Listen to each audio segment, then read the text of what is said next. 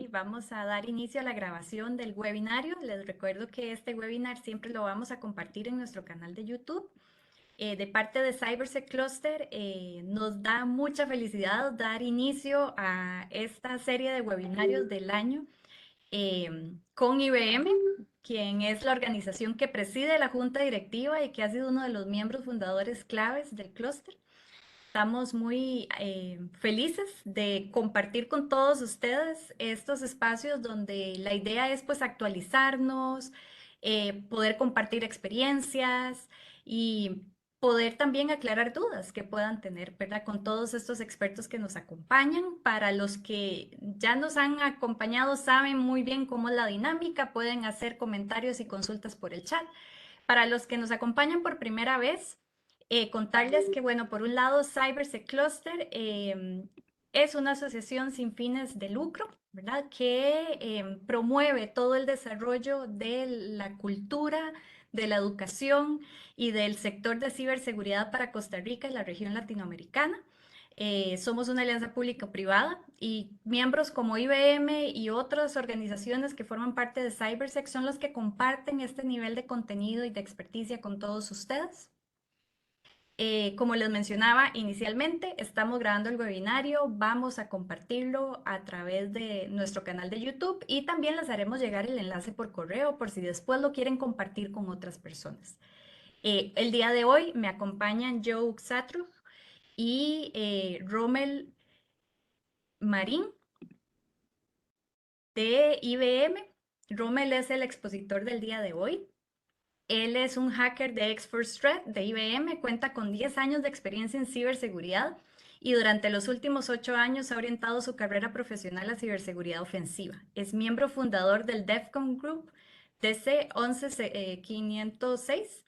También es coautor del libro de ciberseguridad ofensiva de Parrot Security OS y posee certificaciones de la industria como OSCE, OSEP, OSCP, CRTP, DSOC, entre otras. Bienvenidos, Joe y Rommel. Gracias, Caro, y buenos días a todos. Muchas gracias, buenos días a todos. Bien, entonces antes de dar inicio, recordarles de nuevo que a través del chat pueden hacer sus consultas y comentarios en el caso de que hayan muchas preguntas y no nos dé tiempo, porque ustedes saben, los que han ya participado de estos espacios, que somos súper puntuales manejando el tiempo, no se preocupen, las preguntas las estaríamos respondiendo por correo y haciéndoles llegar la información. Así que Joe, Rommel, son todos suyos y que disfruten este espacio que tenemos de aprendizaje. Ok, perfecto. Muchas gracias. Voy a compartir la presentación. Un segundo.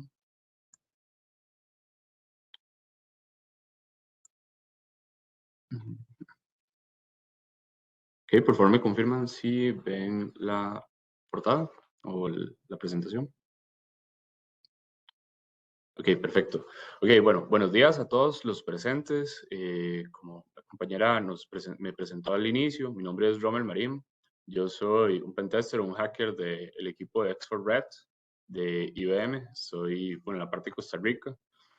Y bueno, el día de hoy vamos a hablar, o les voy a explicar, les voy a presentar un poco lo que es la ciberseguridad ofensiva. Es un tema bastante interesante, va enfocado a todo lo que es la parte de ciberseguridad enfocada al ataque, ¿okay? Lo que es ese valor que le genera esa área o esa parte específica de la ciberseguridad a las organizaciones. La charla la vamos a dividir en 3 grandes bloques.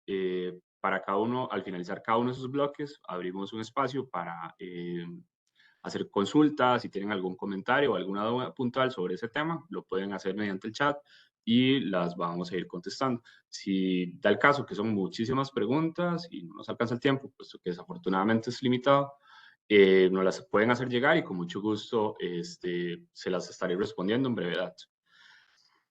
Ok, entonces, vamos, una pequeña presentación. Ya la compañera me dio una introducción. Les voy a hablar un poco sobre quién soy yo, qué hago yo.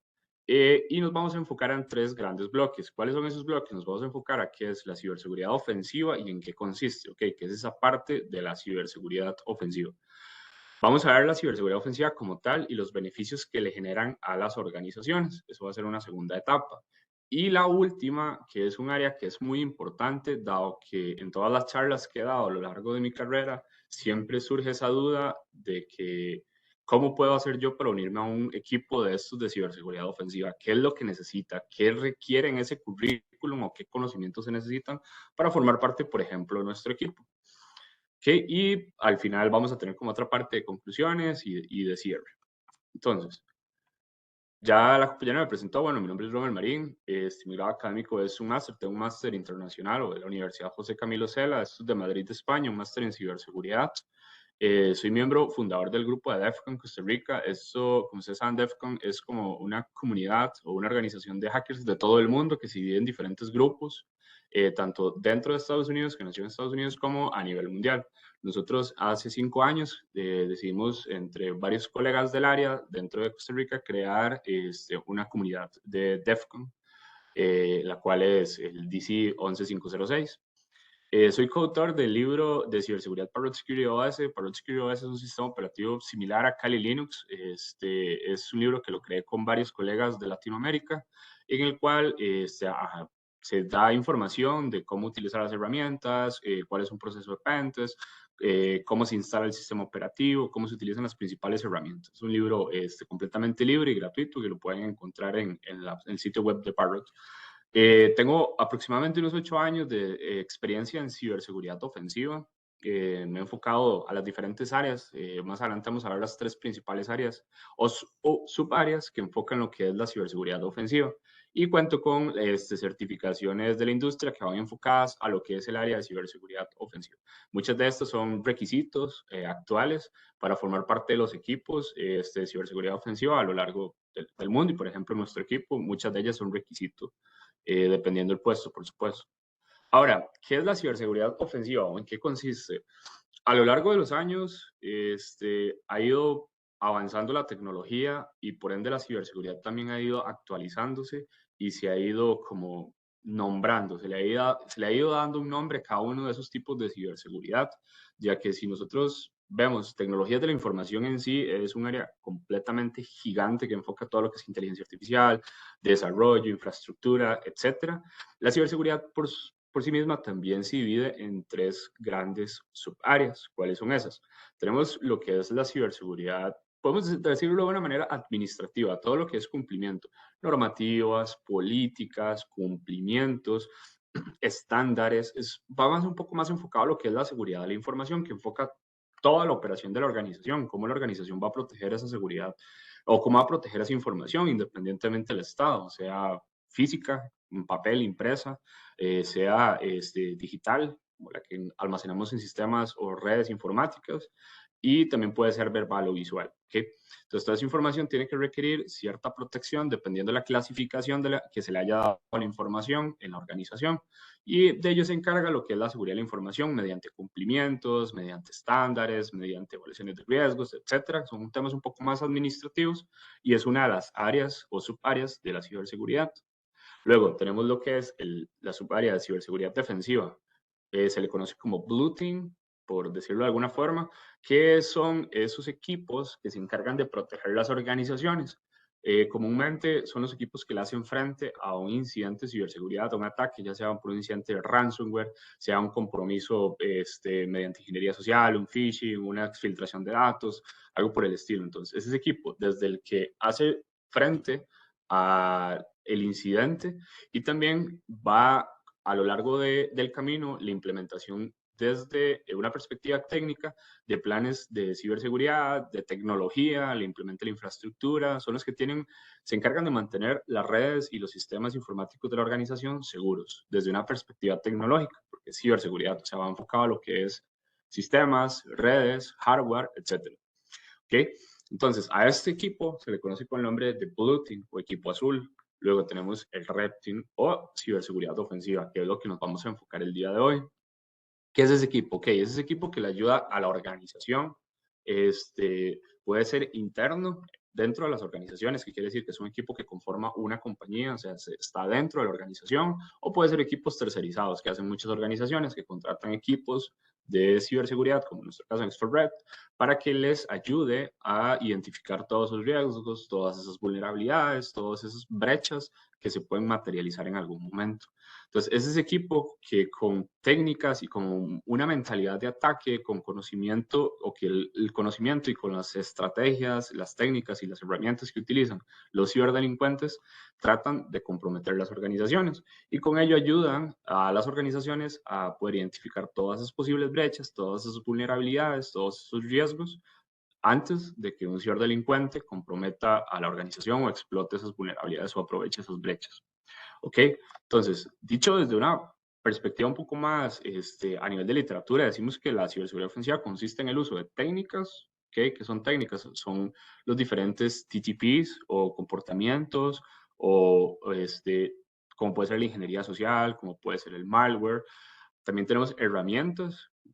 Por ejemplo, les acabo de hablar de Parrot Security o Kali Linux, que actualmente existen ya sistemas que son prehechos. Sin embargo, al día de hoy, afortunadamente para las empresas, muchas de esas herramientas ya son muy conocidas para los fabricantes de soluciones de ciberseguridad.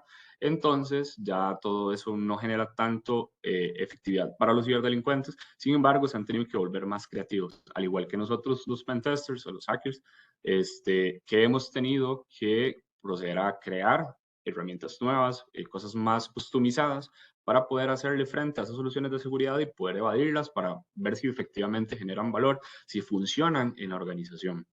Y la mentalidad de un atacante, por supuesto, saben que siempre está lo que es la malicia, siempre esa, no sé, ese pensamiento de, ok, mira, las personas normalmente se confían mucho, pueden enviar correos electrónicos, buscar alguna manera cómo ingresar a esa organización, cómo hacer que una persona pique en ese link o descargue ese archivo. Entonces, esa mentalidad de atacante. Y el objetivo va a ser siempre identificar vulnerabilidades. Como ustedes saben, una vulnerabilidad es una debilidad. Una vulnerabilidad puede estar presente en absolutamente cualquier cosa dentro de la operación de la organización, ya sea dentro de los procesos de los recursos humanos, porque los guardas de seguridad no están altamente capacitados, o por medio de ingeniería social van a dejar entrar a una persona que se hace pasar por un repartidor, que se hace pasar por un mensajero. Sin embargo, es un ciberdelincuente, es una persona malintencionada. También pueden estar en la tecnología, como puede ser una vulnerabilidad de día cero, puede ser una vulnerabilidad por un sistema obsoleto, puede ser una vulnerabilidad por un fallo en la programación o una vulnerabilidad porque el ingeniero, el arquitecto o la persona que implementó X tecnología dejó la configuración por defecto, lo que es muy habitual.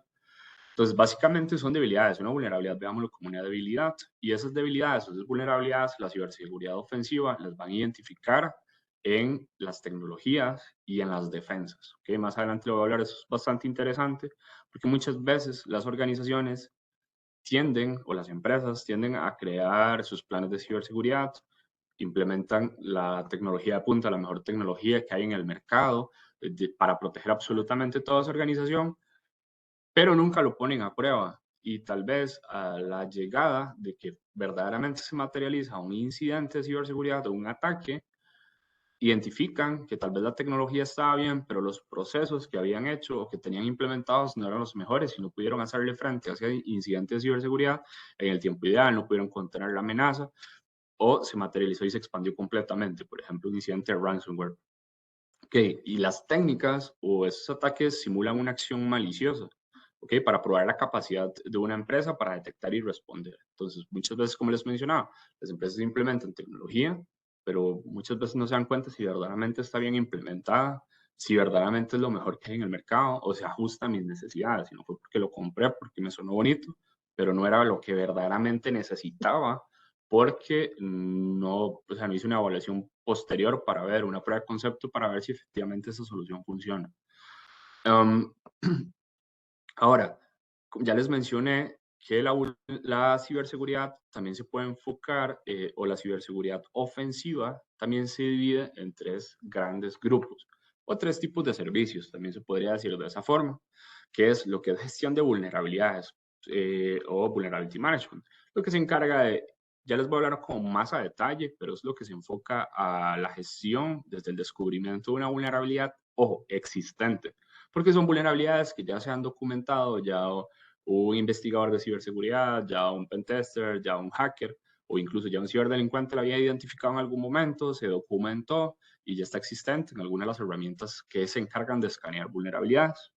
Tenemos lo que son pentests o pruebas de penetración, que ya es un proceso más manual, más con mentalidad atacante para identificar vulnerabilidades que pueden ser existentes o no existentes, ¿ok? Porque parte del proceso antes es identificar vulnerabilidades no existentes, ya les voy a mencionar por qué. Y por último, tenemos lo que se conoce como simulaciones de adversarios o operaciones de equipo rojo, Red Team Operations, que básicamente ya es un proceso donde se ataca a la organización simulando una organización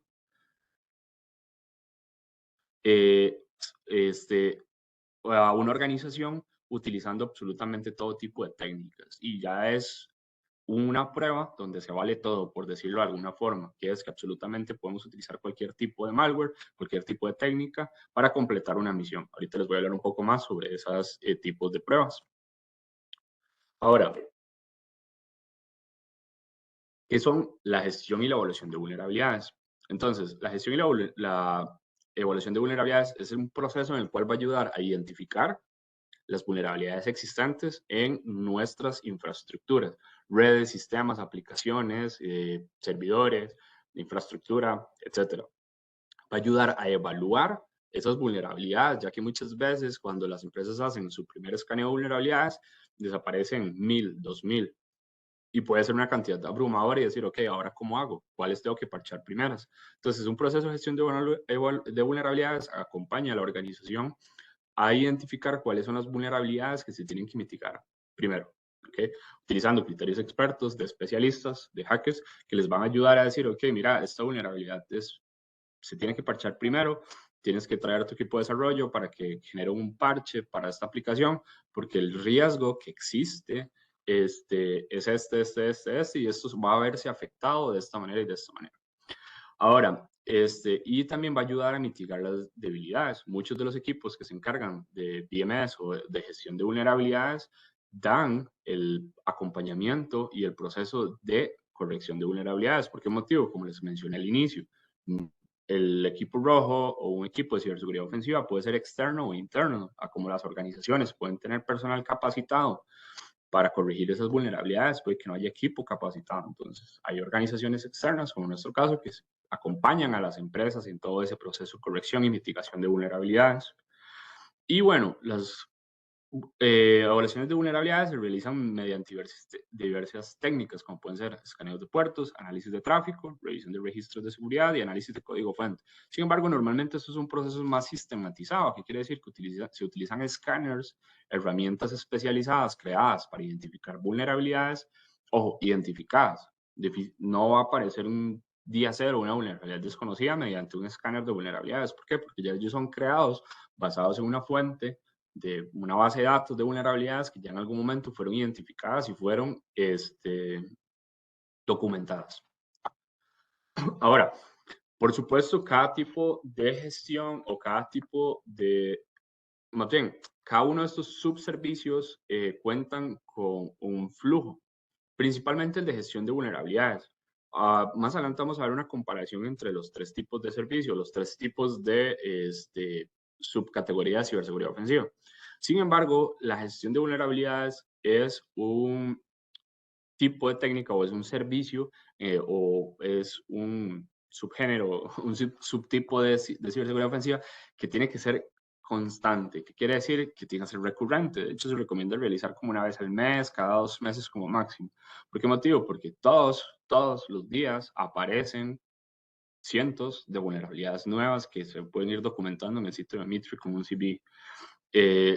Y están constantemente saliendo. Por ende, esas herramientas, como son de fabricantes creadas, van actualizándose constantemente. Entonces, todos los meses los fabricantes liberan una actualización donde se cae a la base de datos los nuevos CVs o las nuevas vulnerabilidades para que la empresa vuelva a generar un escaneo y puedan aparecer esas vulnerabilidades. ¿Okay? Entonces, ¿cómo se inicia un ciclo de gestión de vulnerabilidades? Inicia con una identificación. ¿Por qué? Porque las empresas primero tienen que identificar qué es lo que tienen, qué es lo que vamos a escanear. Hay empresas, dependiendo de la madurez de la organización, que van a tener un inventario muy, muy detallado, actualizado de sus activos. ¿Cuántos sistemas operativos Windows tenemos? ¿Cuántos Linux? ¿Cuántas bases de datos? ¿Cuántos workstations o estaciones de trabajo? Etcétera. Entonces, una vez que se identifiquen y se clasifiquen, que se identifiquen todos esos activos, nosotros entramos a un proceso de clasificación donde junto con el cliente y los especialistas de ciberseguridad ofensiva se dicen, ok, bueno, ¿qué considera usted que es lo más crítico? Tenemos, por ejemplo, organizaciones con un nivel de madurez más grande, como una entidad financiera, cuentan con infraestructura de desarrollo, infraestructura de contingencia y infraestructura de producción. Entonces, normalmente en producción es como lo más crítico. Y incluso dentro de producción, tenemos servidores que son más críticos. Por ejemplo, si hablamos de core bancario o ese tipo de Active Directory o ese tipo de infraestructura o tecnología. Entonces, una vez que se clasifican cómo se van a realizar los tipos de escaneos y también cuál es el objetivo, porque muchas veces, por ejemplo, una empresa PCI que tiene que hacer cumplimiento de PCI, que es el de estándar de tarjetas de crédito, por ejemplo, una empresa financiera que da tarjetas de crédito, da el servicio de tarjetas de crédito y débito, tiene que estar en cumplimiento. Entonces, PCI dice que tenemos que hacer un tipo de escaneo puntual, específico, para evaluar ciertas cosas. Entonces, tenemos que ajustar siempre esos escaneos y eso va enfocado a la clasificación que dimos.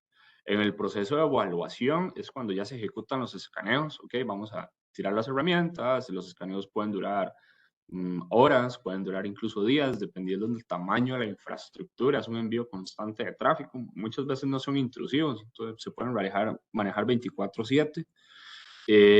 Y en el proceso de priorización agarramos todos esos resultados, toda esa información y vamos a priorizar, ¿ok? Y también vamos a evaluar si hay falsos positivos o no. ¿Por qué? Porque, bueno, y son herramientas creadas por seres humanos, pueden tener falsos positivos. Por eso es que también se requiere esa expertise en ciberseguridad ofensiva para poder tener una noción de cómo se puede explotar una de esas vulnerabilidades, ya que muchas de esas vulnerabilidades tenemos que hacer una evaluación más profunda para garantizar si efectivamente esa vulnerabilidad existe. Por ejemplo, si nuestro escáner identificó un cross-site scripting, la única manera de garantizar que efectivamente es cross-site scripting es haciendo una prueba de concepto, que quiere decir inyectando el código JavaScript a la aplicación y obtener el resultado para garantizar que no es un falso positivo, ya que no se le puede llegar y decir, ok, mira, si tenemos todas estas vulnerabilidades, a la hora que el equipo de desarrollo va a ir a crear un parche, va a empezar a hacer un nuevo código, es un montón de tiempo, recursos, dinero que se va a invertir a corregir algo que al final se dan cuenta que no existía. Entonces, siempre es importante un proceso de priorización y de evaluación de cuáles son vulnerabilidades existentes y cuáles no. Ahora, el proceso de corrección ya entra un proceso de mitigación donde van a aplicar parches, van a aplicar actualizaciones, se van a migrar, se van a utilizar planes correctivos, incluso pueden haber escenarios donde, no sé, en mi experiencia he visto clientes que tienen una infraestructura donde, o organizaciones donde tienen una infraestructura, una aplicación que se desarrolló hace unos años, la empresa que desarrolló ya no existe, por ende no se sacaron actualizaciones y está ejecutándose en un servidor, no sé, Windows Server 2003 o 2007, que están ya fuera de soporte. Ya Microsoft no genera parches, a no ser que tengan algún contrato de soporte extendido o algo por el estilo.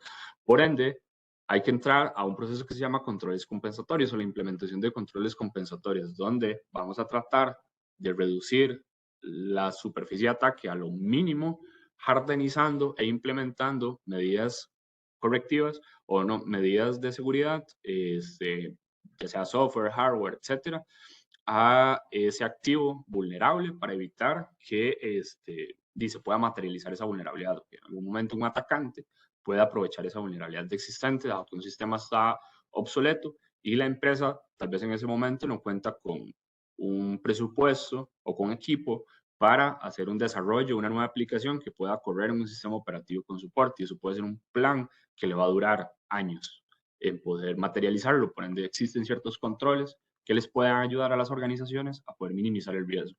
¿Okay? Y por último está, bueno, lo que es la verificación. ¿Qué es verificación? Bueno, en la verificación vamos a utilizar técnicas también de ciberseguridad ofensivas para poder ayudarle al cliente a garantizar o a la organización que la vulnerabilidad fue corregida exitosamente, porque muchas veces se puede aplicar un parche, pero el parche no quedó bien actualizado.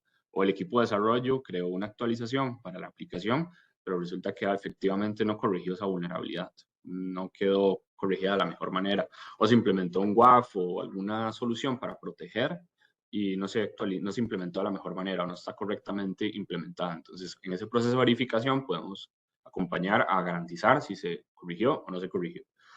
Ok, ahora, y esto es un flujo constante. ¿Qué quiere decir? Que vamos a estar en un proceso constante de ejecución, clasificación, evaluación, priorización. Por supuesto, va a llegar un momento donde se va a ir depurando, depurando, depurando y cada vez van a ser menos. Sin embargo, siempre se tiene que estar completamente ejecutando. ¿Por qué? Porque la tecnología avanza y también los investigadores de ciberseguridad, los ciberdelincuentes y los hackers vamos a estar constantemente investigando, identificando vulnerabilidades nuevas en las infraestructuras y por ende cada vez se van a hacer más vulnerables. Y recordar que absolutamente toda la tecnología es posible vulnerarla. Ahora, las pruebas de penetración. Las pruebas de penetración tienen como objetivo muy similar al de análisis de vulnerabilidades, gestión de vulnerabilidades, de identificar vulnerabilidades. Sin embargo, no siempre van a ser vulnerabilidades existentes o que ya han sido identificadas.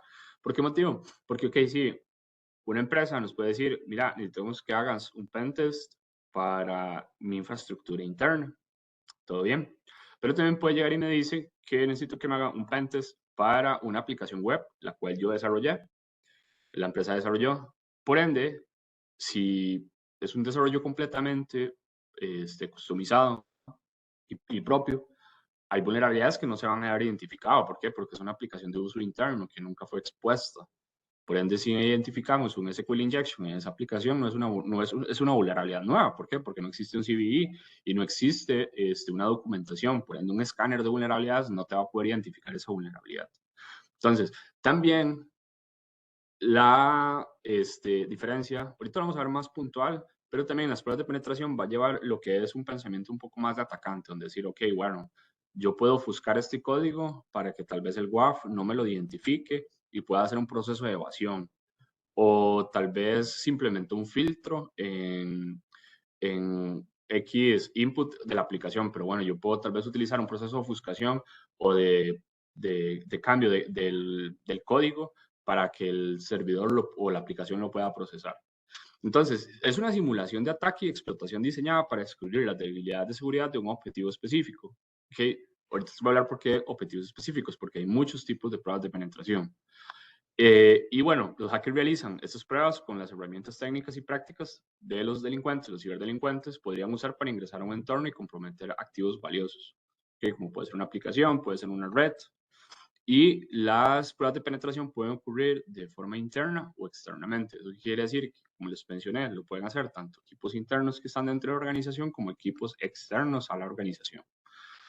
Ahora, ¿cuáles son esos tipos de pruebas de penetración que existen? Bueno, tenemos lo que son redes internas. Recuerda que en una red interna dentro de una organización tenemos lo que son sistemas operativos, bases de datos, servidores, aplicaciones de uso interno, equipos de red, equipos de seguridad, equipos de estaciones de trabajo, equipos de IoT o de Internet de las Cosas incluso.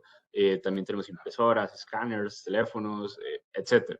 Entonces, todo eso se hace en una evaluación dentro de una red interna. También se evalúa todo lo que es el controlador de dominio, el Active Directory, etc.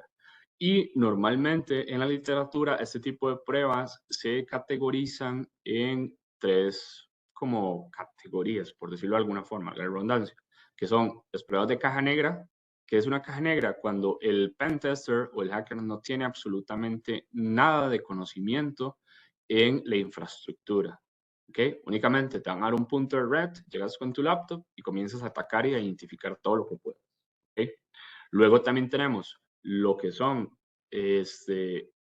caja gris, que es, o gray box, que es donde ya te van a dar como credenciales. Pueden ser unos credenciales de un usuario mínimo, como no sé, una persona que atiende una sucursal que únicamente tiene para acceder a Windows y aplicaciones básicas. Entonces ahí se va a simular como un usuario descontento, un usuario que está disconforme con la organización, un usuario que tiene, no sé, apoyo de un atacante externo que le dice qué tiene que usar, qué herramientas tiene que usar, una persona que también es muy curiosa. Entonces vamos a identificar un montón de vulnerabilidades y de riesgos que pueden existir desde configuraciones en Active Directory y vamos a ir un proceso de escalamiento y de evaluación utilizando movimientos laterales. ¿Qué son movimientos laterales? Brincar entre servidores. Una vez que nosotros comprometimos un servidor, vamos a ir a brincar a otra base de datos, porque el objetivo final en una prueba de penetración de caja gris va a ser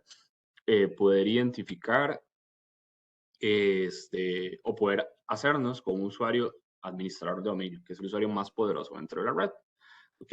Y en un 99% de los casos es posible hacerse un usuario de Active Directory. Siempre hay oportunidades de mejora en las controladores de dominio.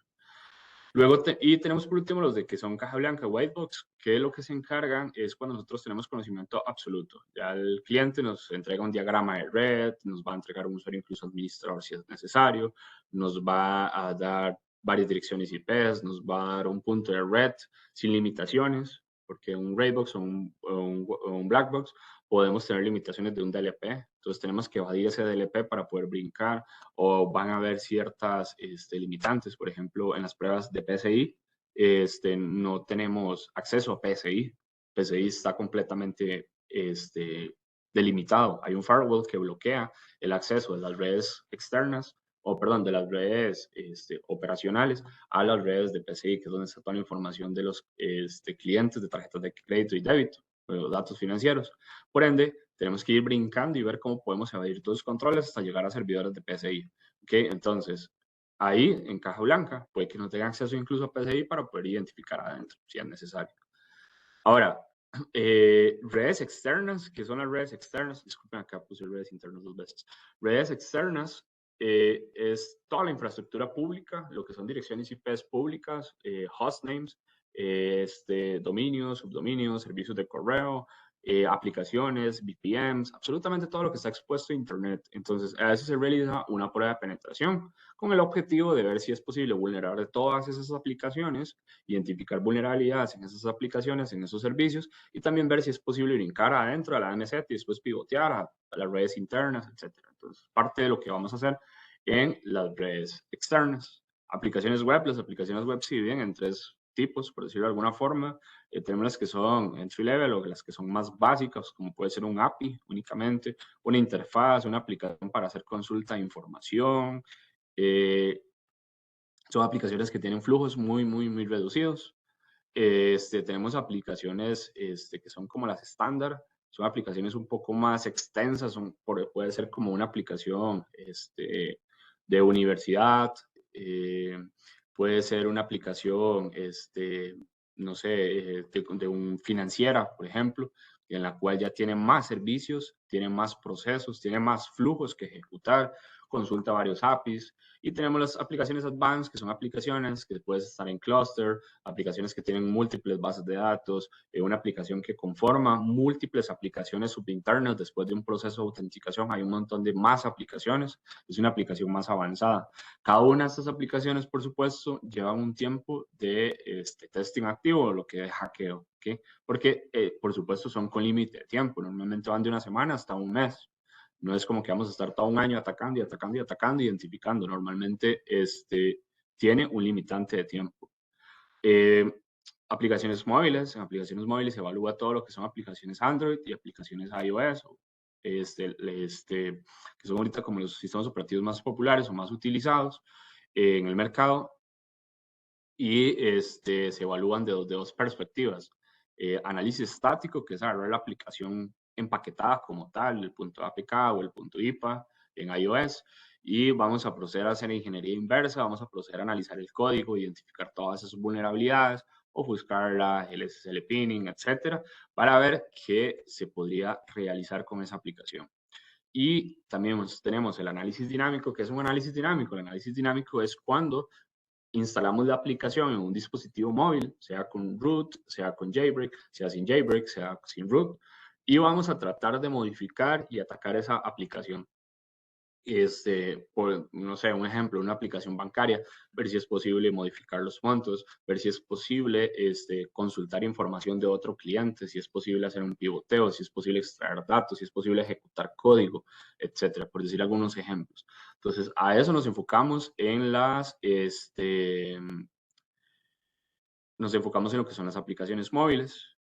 Por último, bueno, no, luego tenemos infraestructura cloud, que son las que van enfocadas a la nube. Tenemos de todo lo que es AWS, Azure, las IRIAS, etcétera, todo ese tipo de infraestructura cloud, que es un poco más, las técnicas, las herramientas son diferentes. Tenemos IoT, que es lo que se conoce como Internet de las Cosas, son dispositivos como ya más, más puntuales. Tenemos redes OT o redes OT, que son las redes industriales, donde pueden haber equipo de, no sé, industrial para plantas hidroeléctricas, plantas petroleras, equipo médico, todo ese tipo de dispositivos que son como un poco más, utilizan otro tipo de tecnología, otro tipo de protocolos. Y por último tenemos lo de hardware, que hardware hacking va muy de la mano de redes OT. Por ejemplo, ya está muy enfocado a los ATMs o los cajeros automáticos, a los vehículos inteligentes, a todo ese tipo de tecnología que se requiere o pueden identificar vulnerabilidades modificando el hardware, o ya sea tanto a nivel de software o a nivel de hardware. Para cada uno de estos pentests se requieren utilizar técnicas y conocimientos diferentes. Algunos se complementan, algunos se pueden reutilizar herramientas. Sin embargo, el pensamiento, los objetivos, las herramientas y las vulnerabilidades van a ser muy diferentes en cada uno de ellos. En el campo profesional hay pentesters que se dedican únicamente a un tipo de pentest durante toda su carrera, se especializan muchísimo únicamente a eso, se dedican solo a hacer pentest en aplicaciones web o pentest en aplicaciones móviles o solo hardware hacking o ese tipo de infraestructuras. O hay otro tipo de pentesters, como en mi caso, que nos hemos especializado a lo largo de los años en muchos tipos de pentest. Entonces, todos los meses o todas las semanas hacemos un tipo de pentest completamente diferente. Es bastante retador y bastante interesante porque no sabes qué te vas a topar al siguiente día, qué tecnología vas a tener que ir a investigar, qué tecnología vas a tener que ir a aprender, qué tecnología vas a tener que ir a crear un laboratorio nuevo para aprender esa tecnología, para poder aprender los ataques, para luego poderlos replicar e identificarlos. Entonces, básicamente, eso es lo que se dividen o se clasifican los tipos de pruebas de penetración. Ahora, ¿cuáles son las etapas?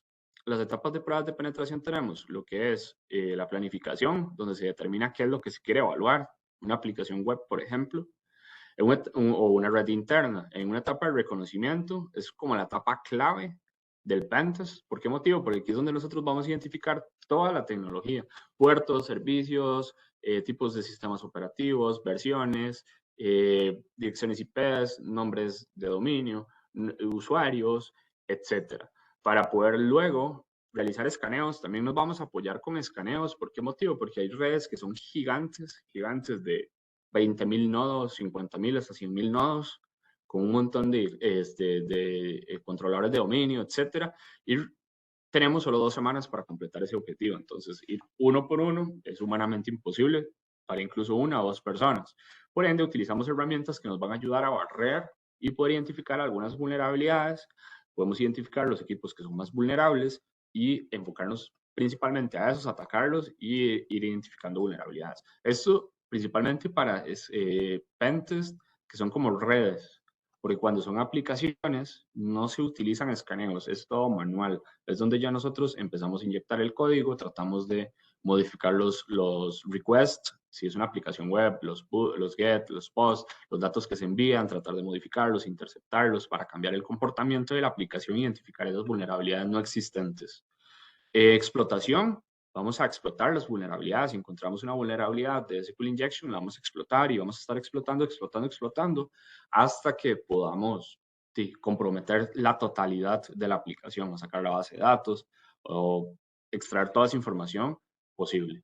El post-explotación es todo muy enfocado a la parte que es donde requiere elevación de privilegios o movimientos laterales, donde nos vamos a mover dentro de las redes. En el proceso de análisis, hacemos como análisis de todos los resultados para luego generar un informe. Esto también es periódico, se recomienda siempre realizar pruebas de penetración de manera semestral y también es un flujo constante. ¿Okay? ¿Por qué motivo? Porque también hay aplicaciones que están en un proceso de desarrollo. Entonces, cuando se están desarrollando y ya está como, no sé, una versión beta, ok, prueba de penetración. Cuando ya se corrigieron todas esas vulnerabilidades y va a salir a producción, prueba de penetración. Cuando ya ha salido a producción, otra prueba de penetración. ¿Para qué? Para garantizar que esa implementación de esa aplicación va completamente segura y no hay vulnerabilidades a ese momento. Y después, constantemente, periódicamente, estar haciendo pruebas de penetración para ir garantizando esas vulnerabilidades. A la fecha, antes no era un servicio tan utilizado, antes se creía que solo empresas financieras requerían de este tipo de servicios. Sin embargo, a la fecha, con la implementación de tanta tecnología, absolutamente todas las organizaciones que tengan tecnología requieren de pruebas de penetración. Es completamente, casi que obligatorio y necesario. En ciertos países ya incluso es un requerimiento, que quiere decir que el gobierno ya te dice que tienes que hacer pruebas de penetración porque es necesario. Y por último, simulaciones de adversarios. Ya vamos a entrar a la parte de las consultas. En simulaciones de adversarios es cuando ya un equipo de ciberseguridad ofensiva, las anteriores vulnerabilidades y pruebas de penetración se hacen más en solitario. ¿Qué quiere decir? Que lo puede hacer un solo recurso, uno o dos recursos como máximo. En simulaciones de adversarios ya es un equipo, ya son 5 o más personas. ¿Por qué motivo? Porque hay personas que se van a enfocar a crear malware, son personas que se van a encargar en la infraestructura, son personas que se van a encargar de la ingeniería social, que se van a encargar del reporte, etcétera. ¿Por qué? Porque la simulación de adversario ayuda a las empresas a evaluar los procesos de detección y respuesta a incidentes y operaciones mediante simulaciones de un ataque avanzado. ¿Eso qué quiere decir? Que ya es una organización o un equipo que va a atacar a la empresa con todo, sin reglas, para poder ver qué también están sus procesos, qué también están sus tecnologías, qué también está su ciberseguridad y seguridad de la información a nivel, y también va a evaluar lo que son como los tres pilares, podríamos decir, o los tres pilares de una organización, que son sus recursos humanos. ¿Por qué? Porque se va a hacer ingeniería social. Sus recursos físicos. ¿Por qué? Porque también se va a usar ingeniería social. Vamos a tratar de hackear, por ejemplo, las tarjetas de acceso, los accesos de biometría, las redes inalámbricas. Vamos a utilizar ingeniería social para tratar de brincar controles de seguridad física. Podemos abrir candados, podemos irrumpir en data centers, dependiendo del objetivo o la meta que haya destinada antes de, el inicio de ese compromiso, ese engagement. Y, ok, también este ejercicio va a ayudar a las empresas a garantizar y a dónde es que tienen que enfocarse. Muchas veces hay empresas que solo tienen cierto presupuesto por año para implementar ciberseguridad, pero no saben dónde es que tiene que ir ese presupuesto, qué le tienen que dar prioridad. Un ejercicio de simulación de adversario le va a ayudar a esa empresa a identificar dónde tiene que implementar dinero, dónde tiene que ir a ajustar esas tuercas, por decirlo de alguna forma, para hacer más segura su operación. Y ahora, al igual que las pruebas de penetración, estos son basados en escenarios. Los compromisos de Red Team están diseñados para lograr objetivos específicos. Esto es muy importante porque en un Red Team se tienen que definir misiones, que quiere decir un objetivo final, ya sea que la empresa diga, ok, quiero que lleguen a mi servidor de base de datos donde están mis clientes, o necesito que lleguen y sustraigan el laptop del CEO, o se hagan con el correo del CEO, o necesito que evalúen si mi empresa se puede infectar de algún malware, etcétera. Ese tipo de misiones son las que se evalúan antes del compromiso, porque va enfocado a una misión, y durante todo ese proceso se van identificando un montón de vulnerabilidades y riesgos en la operación, ya sean los recursos humanos, que se enviaron correos de phishing, que se fueron y se esparcieron USBs con malware por el parqueo y recogieron 20, las metieron en sus laptops. Todas esas laptops se conectaron a un servidor Command and Control, que es un servidor que toma control de los equipos una vez que se conectan. El compañero del Red Team recibió todos esos shells, está adentro, se hizo con los credenciales de Active Directory, vamos a empezar a hacer movimientos laterales y vamos a completar una misión. ¿Okay? Básicamente en eso se enfoca una simulación de adversarios, que es como ya un ciberdelincuente, una organización de ciberdelincuentes atacaría a una organización. Ahora, vamos a, voy a explicar brevemente las etapas de una simulación de adversarios y después vamos a dar un momento para resolver algunas consultas que veo por ahí han estado llegando. En las etapas de simulación de adversarios tenemos lo que es la planificación, que es donde se definen las reglas del compromiso, qué se va a permitir y qué no. Sin embargo, siempre se recomienda que se valga todo, o sea, que no haya una limitante. El reconocimiento externo, el equipo de Red Team va a tratar de identificar absolutamente todo lo que hay afuera, utilizando herramientas, porque muchas veces los colaboradores utilizan el correo empresarial para crearse una cuenta de LinkedIn o de Facebook o de, no sé, de un blog, y utilizan la misma contraseña del correo de la empresa que en ese blog. Y resulta que en algún momento atacaron ese blog, filtraron toda esa base de datos está en dark web, pues en algún lugar en específico, y esta se credencia infiltrado. Por ejemplo, si nosotros encontramos esa base de datos, encontramos ese correo y ese credencial, podemos ir luego a la solución o la tecnología de correo electrónico que usa el cliente, nuestro objetivo, probamos los credenciales, identificamos qué son, tenemos un usuario de red, podemos ir en un carro, nos parqueamos afuera de la oficina, con una antena de largo alcance, nos conectamos a la red wireless utilizando ese usuario y listo, estamos dentro de la red. ¿Okay? Ya hemos comprometido la red de la organización. Entonces, ese tipo de reconocimiento es lo que se hace desde las tecnologías, usuarios, etc. Acceso inicial es cuando tomamos ese primer acceso a la organización, ya sea por esa técnica que les acaba de decir o porque me vestí de un colaborador que se encarga de hacer aseo. Espero que las personas salgan del cuarto de servidores o del SOC. Me he visto de esa forma, clono un badge, hago uno similar, uso una camisa similar a las que usan los colaboradores de SEO, que se encargan de la limpieza, y agarro unas cajas, me lleno los brazos y espero que se arme la fila cuando todos regresen del almuerzo, y la persona que está adelante va a tener una necesidad, al verme ocupado, va a tener una necesidad de sostenerme la puerta. Entonces logro irrumpir la seguridad física. ¿Por qué? Porque esa persona no cuestionó quién era el que venía atrás. No me dijo, usted trabaja acá, me enseña su cafete, o yo le sostengo las cajas para que pueda marcar o ponga su huella, etc. Entonces, son diferentes formas de entrar utilizando ingeniería social, por correos electrónicos, por phishing. Reconocimiento interno, una vez que estamos dentro, vamos a tratar de investigar qué es lo que hay dentro de la organización para hacer movimientos laterales, ir brincando a donde tenemos que ir para completar nuestra misión. Completamos objetivos, tenemos la misión y generamos informes. ¿Okay? Y como ustedes ven en este flujo, vamos completando absolutamente todas las etapas y vamos probando cada uno de los controles: seguridad física o los recursos físicos, recursos humanos y recursos digitales, tanto ciberseguridad como tecnología en general. Ok, antes de ver las diferencias, creo ver si hay algunas preguntas. Híjole, se nos fue rapidísimo el tiempo. Sí, Romel, tenemos varias preguntas en el chat. Igual, si no nos da tiempo, todas las preguntas que vayan quedando en el chat las vamos a estar respondiendo y las vamos a estar contestando más adelante. Perfecto. La primera pregunta que tenemos dice, Romel, saliendo un poquito de la parte ofensiva y viéndolo como un blue team, ¿cómo definir los principales escenarios, estrategias y estar preparados, identificar, detectar, responder a estos escenarios? Por ejemplo, un escenario bajo ransomware, que es la preocupación a nivel país, pero ¿en qué más centrarse adicional al ransomware? Ok, súper buena pregunta. Nosotros normalmente cuando se va a planificar una simulación de adversarios, nosotros tratamos de utilizar Threat Intelligence o inteligencia de amenazas. Hay una base de datos llamada Mitre.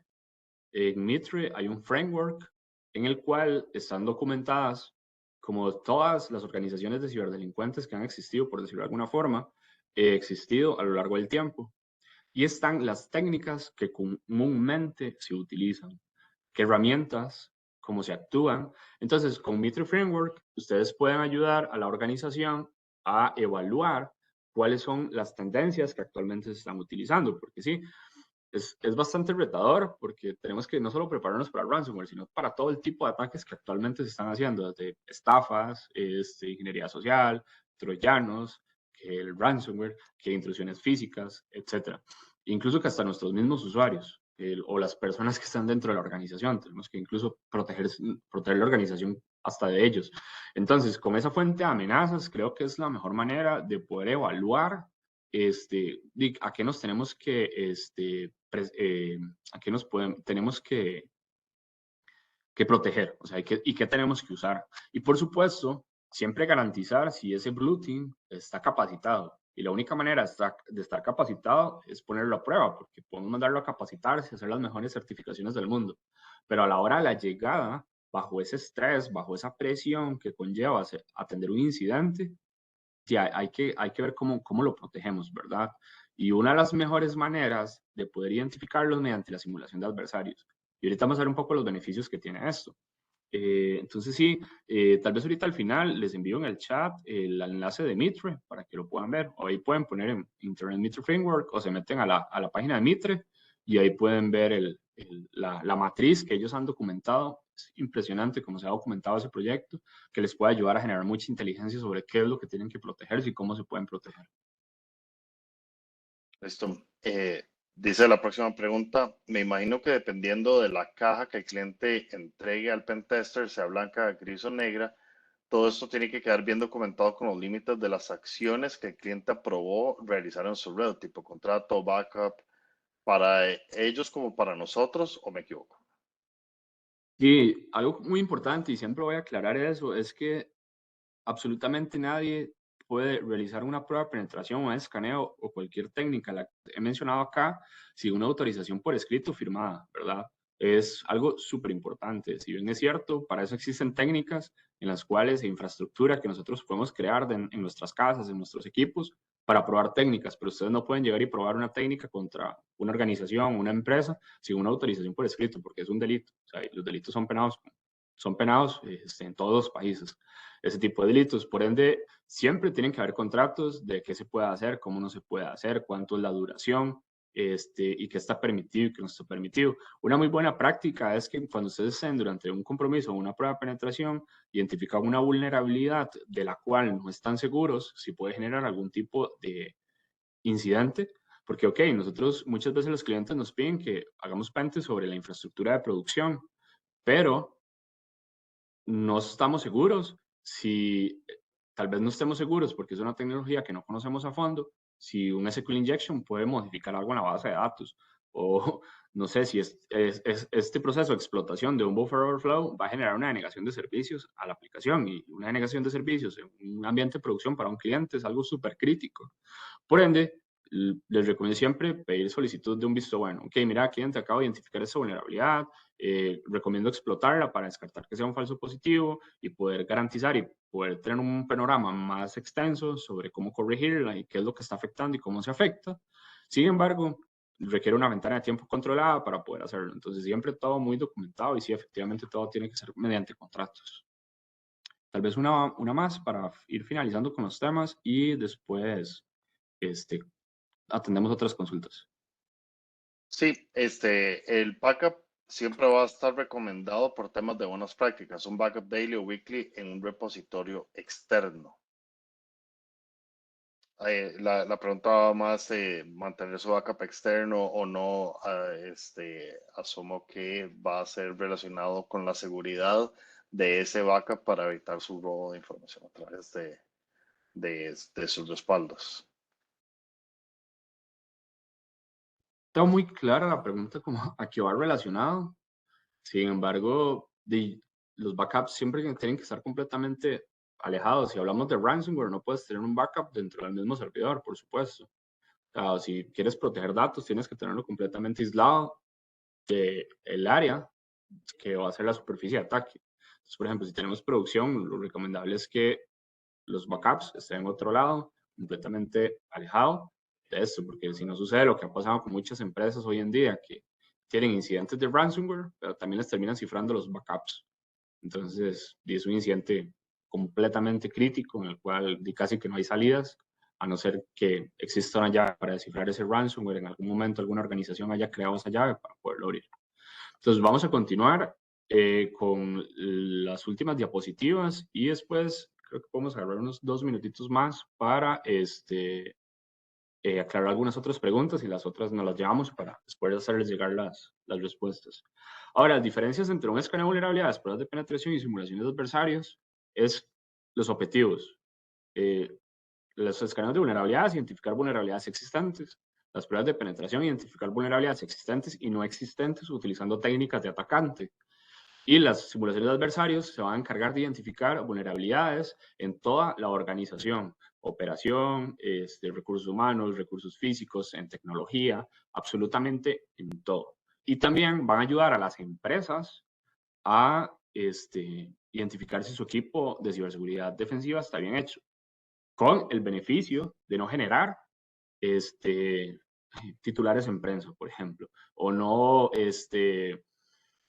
afectar su reputación, porque una simulación de adversarios es interna, es controlada, nadie tiene conocimiento, a diferencia de un incidente de ciberseguridad real que se materialice, que va a haber afectado económicamente, su imagen de la organización se va a ver afectada, va a generar titulares en prensa, va a ser bastante complejo el manejo de esa situación, que se pudo haber prevenido identificando todas esas oportunidades de mejora en los procesos del equipo de respuesta a incidentes. El alcance es muy limitado en simulación, es muy puntual en las escaneo de vulnerabilidades, va a ser lo que se defina o que se quiera dar prioridad. Igual en la prueba de penetración, sin embargo, en la simulación de adversarios no tiene como un alcance en específico, sino va más bien enfocado a una misión. Y para hacer esa misión puede enfocar absolutamente toda la organización. Por ejemplo, una organización que tenga sucursales en todo el país, se puede ir a buscar cuáles son las sucursales más vulnerables o las menos frecuentes, donde haya personas que tal vez son más confiadas o que tienen menos capacitación en control o contra la protección de la ingeniería social. La duración, un escaneo de vulnerabilidades normalmente dura unas horas o unos días en ejecutarse, más la generación de informes y el análisis de la inteligencia. La prueba de penetración va a durar de 1 a 2 semanas y los simulaciones de adversarios pueden durar hasta 6 meses en ejecutarse y completarse. La frecuencia, análisis de vulnerabilidades, como les dije, una vez al mes. Pruebas de penetración pueden ser cada 6 meses. Y las simulaciones de adversarios normalmente es como se realizan una vez anual. Y los resultados obtenidos, bueno, ya hemos hablado de ellos, vulnerabilidades en gestión de vulnerabilidades, pruebas de penetración, vulnerabilidades no conocidas o conocidas. Y en las simulaciones de adversarios vamos a identificar todo ese montón de oportunidades de mejora y riesgos que pueden existir en la organización. Ahora, ¿por qué las empresas utilizan ciberseguridad ofensiva? Para la detección temprana de vulnerabilidades, ¿ok? Para el fortalecimiento de su ciberseguridad y la priorización de dónde tienen que implementarla y si verdaderamente este producto que me vendió esta organización funciona, o este cliente, o este fabricante, esta solución funciona. Que muchas veces pueden ser que me suene muy bonito, pero no es efectivamente lo que era, sino es que simplemente ocupaba otra cosa y con ciberseguridad ofensiva puedes garantizar si eso sirve o verdaderamente no me va a funcionar para lo que yo necesito. La mejora de resiliencia hacia ataques. Vamos a poner a prueba todos los equipos de ciberseguridad. La protección de los activos críticos, que es algo muy importante en la organización. La reducción de pérdidas financieras y la protección a la reputación, lo que he venido hablando ahorita hace un momento. No van a generar titulares en prensa, son cosas que se pueden ver. Recordar que la ciberseguridad ofensiva es algo preventivo, es algo que les va a ayudar a identificar dónde tenemos que mejorar para evitar que pase un incidente. Y recordar que la ciberseguridad ofensiva funciona absolutamente para cualquier organización que requiera o utilice tecnología. Ahora, la última sección es que se requiere para formar parte del equipo de ciberseguridad ofensiva. Aquí hago un paréntesis porque les quiero comentar que nuestro equipo, X4Red en Costa Rica, está en busca de 16 pentesters. ¿Okay? Es una gran oportunidad para personas. Estamos contratando desde juniors, seniors y nivel intermedio. Entonces es una oportunidad muy, muy buena, principalmente para juniors que quieran formar parte de estos equipos de ciberseguridad.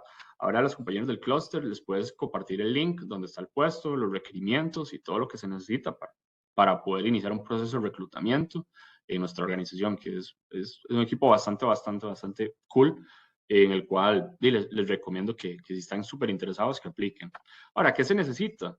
Bueno, conocimientos avanzados en ciberseguridad. Esto va a ser muy relativo. Recordar que hay diferentes niveles de especialistas de ciberseguridad ofensiva. Entonces, sin embargo, sí se requiere un conocimiento muy avanzado de ciberseguridad. Siempre he pensado que ciberseguridad es el área de tecnologías de información más retador. ¿Por qué motivo? Porque enfoca todo. Tiene que ver con absolutamente toda la tecnología. Si usted es desarrollador o programador, se dedica a programar en ciertos lenguajes. Si eres de infraestructura o de soporte, te encargas de dar soporte a ciertas tecnologías.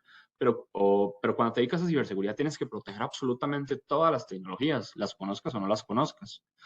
Ahora, se requiere entonces un conocimiento avanzado en ciberseguridad, habilidades en programación, es algo muy importante. Los pentesters o los hackers definitivamente tienen que gustarnos y tenemos que saber programar, es algo indispensable en nuestra área, más por lo que les mencioné al inicio, todas las herramientas de Kali Linux, Parrot, esos sistemas operativos son bloqueados, tenemos que proceder a crear nuestras propias herramientas y solo lo podemos hacer si sabemos programar. Conocimiento de sistemas operativos, todos los sistemas operativos, bases de datos, redes, todo el tipo de infraestructura. Entre más conocimiento tengan, mayor diversión van a tener en esta área, que es bastante divertido.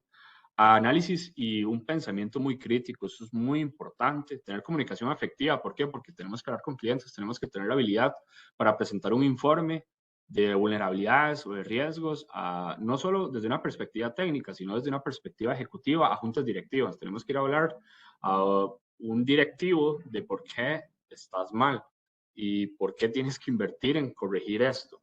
No le puedes ir a hablar de puertos, protocolos, sistemas operativos, porque si no es ingeniero en sistemas, no creo que lo entienda, o si no es que le gusta la tecnología. Y también no es un tema de interés, el interés es cómo va a corregir eso y tienes que saber comunicar ese mensaje a juntas directivas. Las certificaciones es algo muy indispensable en nuestra área y el pensamiento como hacker, o sea, siempre estar capacitándose, capacitándose, capacitándose. Yo llevo más de 10 años estudiando constantemente y todos los días me doy cuenta que cada vez sé más, todos los días me topo una tecnología nueva, todos los días hay que estar completamente mejorando y aprendiendo. Y eso sería, al final, disculpen, tuve que correr un poquito, se nos extendió bastante, y no sé si tienen algunas consultas, tal vez unas dos más.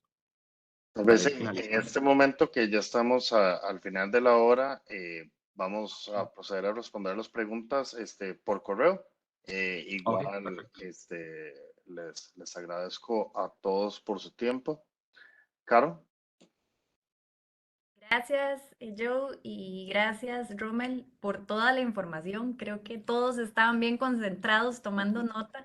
Muchísimas gracias por compartir esas experiencias. Como bien lo menciona Joe, vamos a estar respondiendo las próximas preguntas por correo.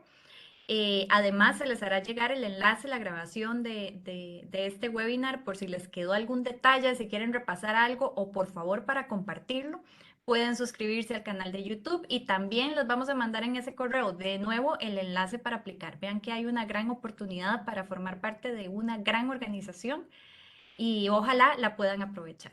Así que de parte de CyberSec Cluster, darles las gracias y nos vemos en febrero, el 27, con el CyberSec Meetup con U Latina. Así que síganos en redes sociales y estén atentos a toda la información que compartimos.